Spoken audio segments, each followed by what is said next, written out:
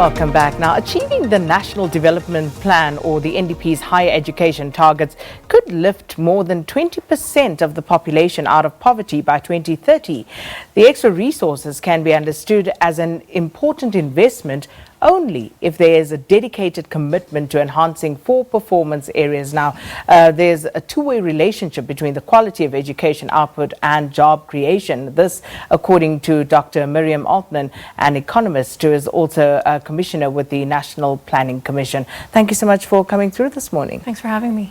So let's talk about these four key areas that could perhaps just lift us out of the quagmire that we find ourselves in right now. Well, I think the first thing is that I wrote an article in Maverick, a Business Maverick, about this issue, and I would guide people to that article, which says that more than half of matric graduates that get bachelor's passes, which means they can go to university or college, are from low-income communities now, and a lot of people aren't aware of that. That's an incredible opportunity if you want to see poorer communities coming out of poverty. It becomes one of the most important strategies if we can succeed at ensuring that those kids who are coming out of low-income schools and communities manage to get into post-school education through the system, graduate, and get work. It's the most transformative thing we can do to start shifting, shifting the dial around inequality in this country. That was really the central point that was being made, that there actually have been some successes in the education system, and we really need to leverage them. Then government introduced, as we all know, after fees must fall, they introduced a commitment to free higher education for households that earn $350,000 or less. Now, we all know that one of the biggest stresses on students, and one of the big reasons they don't get to university or to college, and the reason they don't complete, has a lot to do with money. There are other psychosocial issues, but the reality is, I've known kids who've dropped out because they didn't have bus fare. They couldn't get from home back to college. It's often something so small, and it just pushes people off, and that is the reality for so many families in this country, that people are sitting on a precipice, really.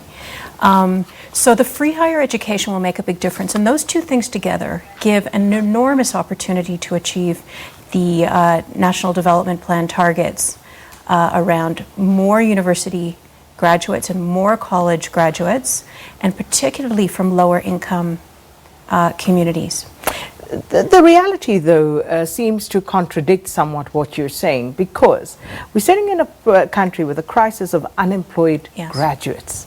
So doesn't that call into question, then, the quality of the sort of qualifications that these graduates actually leave these institutions with? Because by all indications, they are incapable of pulling themselves up by their bootstraps. Well, the crisis is really one of unemployment. I mean, as we know, the unemployment rate is around 29%, and I think it's set to rise in a stagnant economy. That is the reality. That is the big crisis. We have rising graduate unemployment, but university graduate unemployment rate is about 12% as compared to the average of 29%. It should be lower, but that's not where the central unemployment problem is. But then, then we come to the four recommendations, and one obviously is to get the economy going. That's the most obvious point, and far more can be done about that. But to the point around recommendations around education, one is clearly to improve the performance of these institutions and the alignment to labor markets, and there are ways and means of doing that. For example, some of the suggestions that are made. The universities and colleges get grants from government. Those could be, some portion of those could be tied to performance in relation to the percentage that graduate and the percentage that get placed. It is something that's done globally. It's not something that's unusual, but it's not done here. We could be innovating around more public-private partnerships in especially TVETs, where we know we've got a big quality problem, and where firms are very willing to come in and help design curriculum, offer internships, and that type of thing. But why hasn't that happened? Well, it does happen in some quarters. Companies like, say, Imperial, they do that. What I'm really arguing is that we need to get more forceful. And I say that government needs to get more forceful and business needs to get more forceful to say, here's a great model, let's do more of it. So that may be more private colleges, it may be simply more business engaged in curriculum development and even offering courses that are useful for them. Then they get to know the students and they can get placed. And it's an obvious point, it just doesn't happen much in South Africa. But is it likely to happen?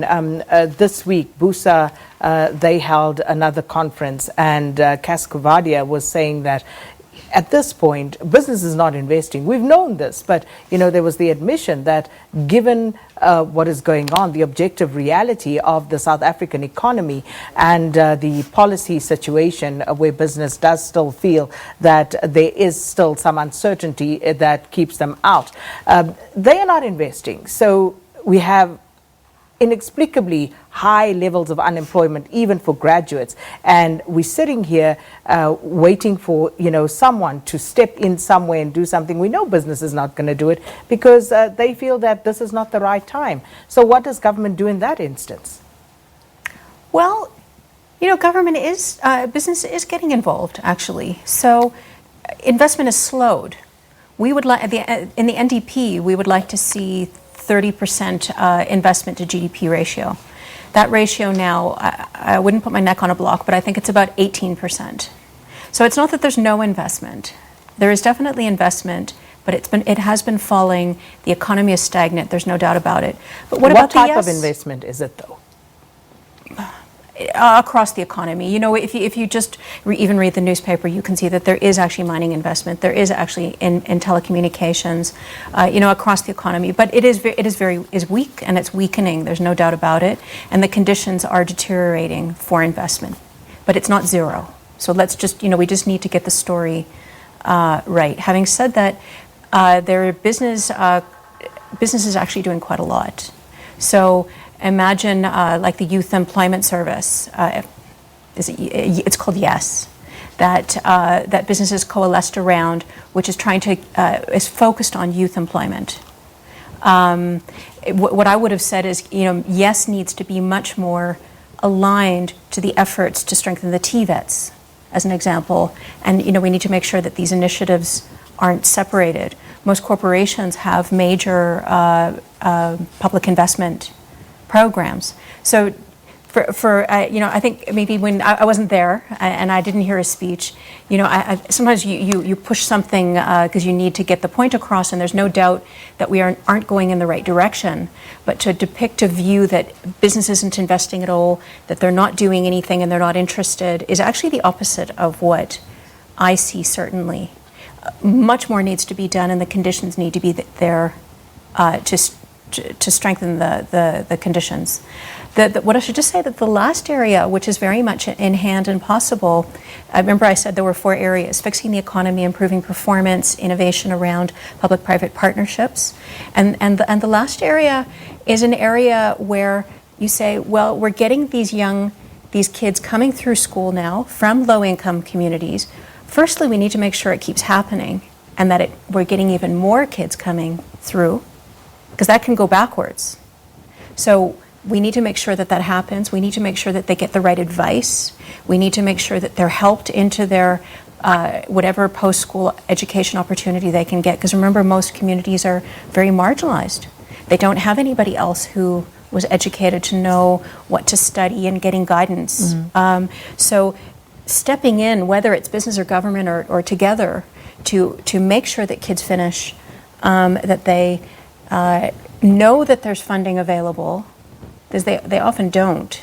They know how to get it, they know where to go, they do get there, they get some psychosocial support and various other kinds of support once they're in an institution, and charted through to graduation is something that is very, very doable, but there's actually very little support to do it. Dr. Altman, many people would say, yes, in theory, that may be true.